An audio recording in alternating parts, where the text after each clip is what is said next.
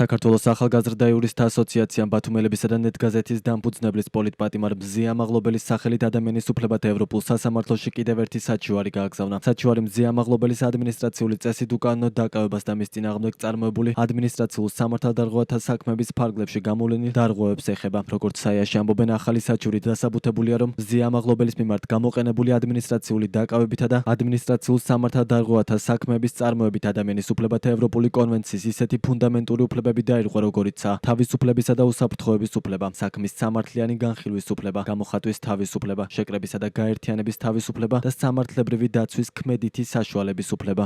ამ მუხლების ფარგლებში ჩვენ დავობთ, რომ მზია მაღლობელის ადმინისტრაციული წესით დაკავება იყო სრულიად უსაფუძვლო, როგორც საზოგადოებას ახსოვს. მზია მაღლობელის პირველი დაკავება მოხდა შენობის ფასადზე, დამხმარე შენობის ფასადზე გაკრული სტიკერის გამო, სადაც იყო წარწერა იფიცება საქართველო. აი ამ წარწერის გაკრის გამო, ამ სტიკერის გაკრის გამო, მაშინდელმა აჭარის პოლიციის ხელმძღვანელმა გრიგოლ ბესელიამ მზია მაღლობელი დააკავა და იმდროინდელმა ბათუმის პოლიციის ხელმძღვანელმა ირაკლი დგებუაძემ გააკეთა განმარტება მზია მაღლობელის დაკავებისთანავე, რომ მისი დაკავება მოხდა ადმინისტრაციულ სამართალდარღვევათა კოდექსის 150-ე მუხლის საფუძველზე. 150-ე მუხლი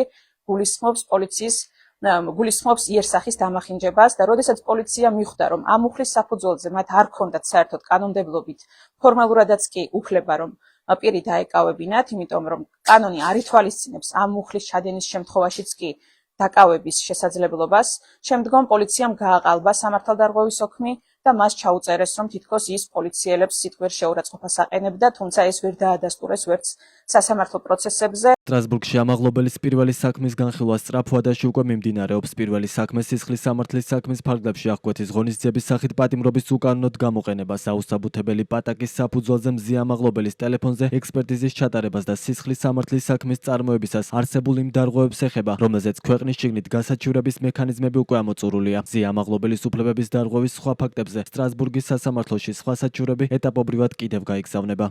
კიდევ ერთი დეტალი, რომელიც ამ გაგზავნილ საჩივართან დაკავშირებით მინდა ვთქვა, ეს ეხება ადმინისტრაციული დაკავების საკითხს. ეს თემა, როგორც გითხარით, ჩვენ ამ ახალ საჩივარში გვაქვს გაერთიანებული, ამაზე მიმდინარეობდა მათ შორის დავა ქვეყნის შიგნით და ახლა მიმდინარეობს და საინტერესო გარემოება არის ის, რომ გრიგოლ ბესელია, რომელიც უკანონო დამკავებელი არის მზია მაღლობელის, იხილავდა იმავე საჩივარს, რომელიც მის წინააღმდეგ იყო ფაქტობრივად წარდგენილი, რაც ასევე არის სრულიად წარმოუდგენელი და ეს გარემოებაც ადასტურებს იმას, რომ სისტემურ პრობლემასთან გვაქვს ამ შემთხვევაში საქმე და ეს გარემოებები სტრასბურგის სასამართლოში დარწმუნებული ვარ, რომ იპოვის სათანადო შეფასებას. მზია მაღლობელს ბათუმის პოლიციის უფროსის ირაკლი დგებუაძისთვის სახეში გაწნული სილის გამო 2 წელი აქვს მისჯილი. მოსამართლე ნინო სახელაშვილმა საზოგადოებრივი წესრიგის დამცველის მიმართ ძალადობის ფაქტზე ცნო დამნაშავედ, სანამ სისხლის სამართლის წესით დააკავებდნენ. მზია მაღლობელი 11 იანვარს კედელზე სტიკერის გაკრის გამო ადმინისტრაციული წესით დააკავეს.